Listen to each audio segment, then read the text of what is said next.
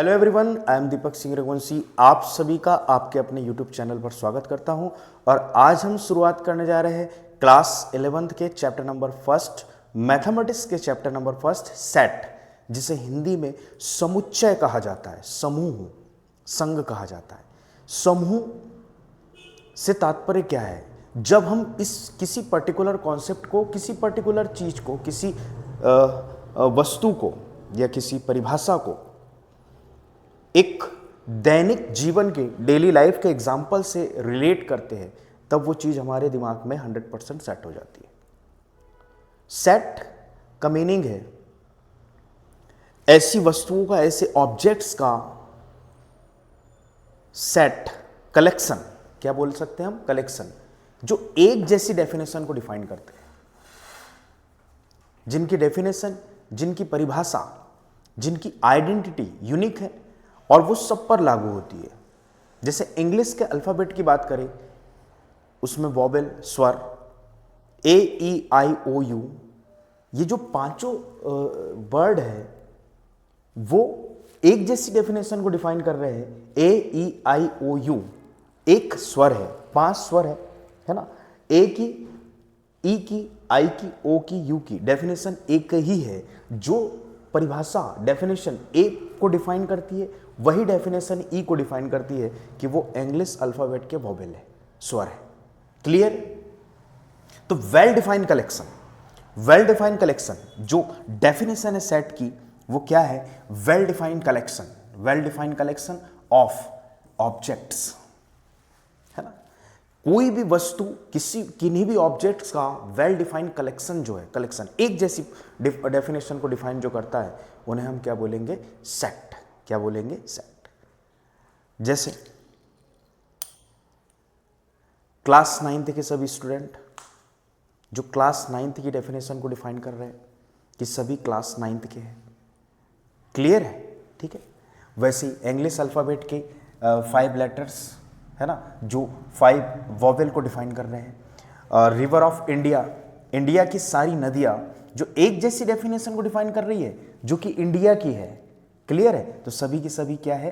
Set. इनका जो collection होगा, सारी रिवर्स के नेम अगर हम लिख दे ऐसे, तो उनको क्या बोलेंगे हम? कि एक कलेक्शन है, एक सेट है।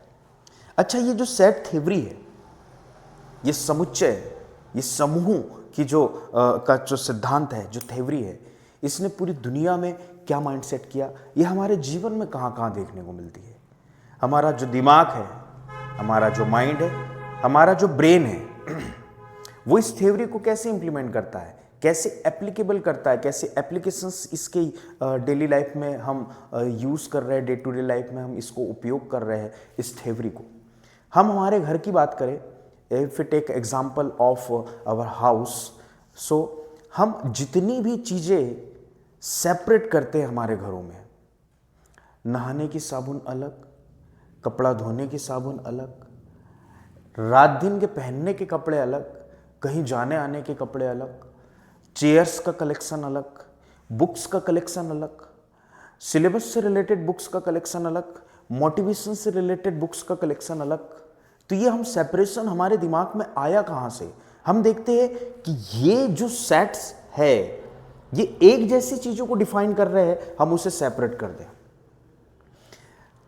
कलर वाइज हम कपड़ों को अलग सेट कर देते हैं, कलर वाइज हम हमारे पहनने के जूते चप्पलों को, शूज एंड स्लीपर्स को अलग कर देते हैं, कलर वाइज हम अपने विंडोज के पर्दे, खिड़की, दरवाजे के पर्दों को अलग कर देते हैं। तो हम एक जैसी डेफिनेशन को डिफाइन करने वाली चीजों को सेपरेट कर देते हैं। वैसे क्लास में हम देखें कि एक जैसी एज ग्रुप वाले बच्चों को एक पर्टिकुलर क्लास में लिया जाता है, फिर थोड़ा सा बढ़ के एज ग्रुप वाले को दूसरी क्लास में लिया जाता है, फिर एज के अकॉर्डिंग टू अलग अलग क्लासेस डिवाइड है। तो ये सब हम अपने डे टू डे लाइफ में इसका उपयोग करते हैं, सेट थ्योरी का उपयोग करते हैं कि हम चीज़ों को सेपरेट करते हैं। अगर हम किराना दुकान पे चले जाए, मान लो, तो हम वहाँ पाएंगे कि दुकान में जमी वाली जितने भी ऑब्जेक्ट्स हैं, वो उनकी क्वालिटी कॉमन डेफिनेशन के अकॉर्डिंग टू, जो उनको कॉमन, जैसे टूथपेस्ट अलग है, है ना, ब्रश अलग है ना, कपड़े धोने की साबुन अलग है, नहाने की साबुन अलग है, बर्तन साफ करने की साबुन अलग है, जो कि उनकी कॉमन डेफिनेशन को डिफाइन करते हैं। तो ऐसा पूरा जमा हुआ एक सेटअप होता है ना, जो हम किसी मॉल में या किसी किराना की दुकान में जाते हैं, बड़ी दुकानों में जाते हैं, तो ऐसा सब अरेंज हुआ होता है। क्लियर है? तो according to the common identity, common and we can say that unique identity, जो ऑब्जेक्ट्स को हम अरेंज करते हैं, समूह में डिवाइड करते हैं, ग्रुप्स में डिवाइड करते हैं, उन्हीं को क्या बोला गया है? सेट। ये हमारे दैनिक जीवन में हम डे टू डे लाइफ में ऐसे सेपरेशन करते रहते हैं। क्या हो कि अगर ये थ्योरी हमारे दिमाग में काम ना करे और हम सेट की थ्योरी से ना सोच पाए, तो ऐसा बहुत बड़ा सा एक ढेर लगा दिया जाता, उसी में टूथपेस्ट, उसी में ब्रश, उसी में फेस वॉश, उसी में कपड़े धोने की साबुन, अब तुम उसको सेपरेट कर करके लेते रहो, बहुत प्रॉब्लम्स क्रिएट हो जाती, बहुत बड़ी बड़ी प्रॉब्लम्स क्रिएट हो जाती। तो according to the unique and common identity, जो ऑब्जेक्ट्स है उनको ग्रुप्स में डिवाइड कर दिया गया। इसी को हम इसी जो थ्योरी को, इसी सिद्धांत को सेट्स या सेट थ्योरी या समूह समुच्चय कहा जाता है। क्लियर है? तो प्राइम फैक्टर ऑफ 2, 1, 0 है ना, 2, 3, 5 एंड 7 है ना, ये कंपोजिट नंबर जिसके प्राइम फैक्टर हमने देखे 2, 3, 5 एंड 7। क्लियर है? ये इसके यूनिक है, क्योंकि अपन ने देखा था कि every composite number can be explain in the form of unique prime factors, और हर एक कंपोजिट नंबर के अपने यूनिक प्राइम फैक्टर होते हैं। तो ये प्राइम फैक्टर सिर्फ इस नंबर के है, इनकी सभी की कॉमन आइडेंटिटी है। क्लियर? ठीक है? इंडिया की जितनी रिवर है, जितनी नदियां हैं, उनकी अपनी एक कॉमन आइडेंटिटी है। सबसे पहले the theory of sets was developed by German mathematician George canter. किसने डेवलप करी? जॉर्ज कैंटर ने डेवलप करी, और ये 1870 का दौर है ना, 1870 का दौर है, जिनका जन्म 1845 और मृत्यु 1918, मतलब फर्स्ट वर्ल्ड वॉर की एंडिंग में हुई।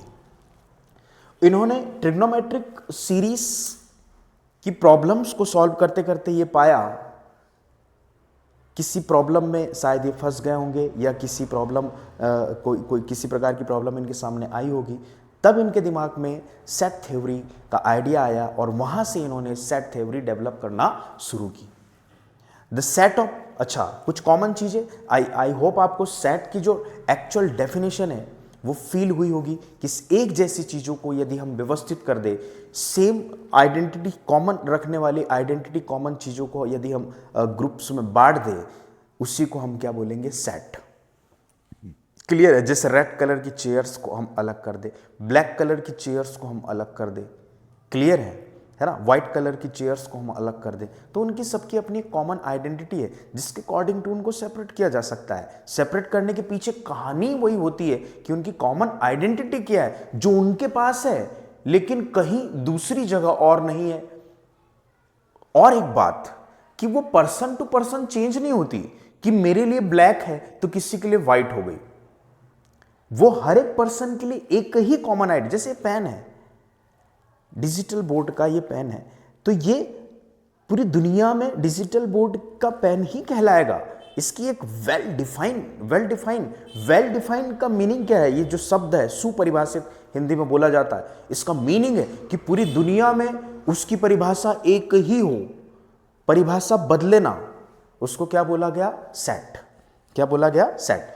ऐसी चीजों को यदि हम सेपरेट कर दें, और सेपरेशन के पीछे की कहानी वही है कि उसकी कॉमन आइडेंटिटी, ताकि चीजों को दूसरी चीजों से हम विभक्त, अलग, पृथक, सेपरेट दिखा सके। उसकी खुद की आइडेंटिटी है, common identity, unique identity. Clear है? ठीक है।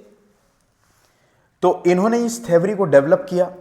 The set of natural number जो कि n से रिप्रेजेंट करेंगे, द सेट ऑफ इंटीजर जो कि z से रिप्रेजेंट करेंगे, the set of rational number जो कि q से रिप्रेजेंट करेंगे, the set of real number जो कि आर से रिप्रेजेंट करेंगे। इंटीजर में भी दो टाइप होते हैं, यदि हम पॉजिटिव इंटीजर की बात करें तो जेड प्लस से रिप्रेजेंट करेंगे, यदि हम नेगेटिव इंटीजर की बात करें तो जेड माइनस से रिप्रेजेंट करेंगे। क्लियर है? तो ये आई होप आपको सेट की जो एक्चुअल डेफिनेशन है वो फील हुआ होगा, उसका फील आपको आया होगा। ये उसका फर्स्ट पार्ट था। अब हम देखेंगे रिप्रेजेंटेशन का उसका जो ढंग है। ठीक है, मिलते हैं अगले वीडियो में। Thank you.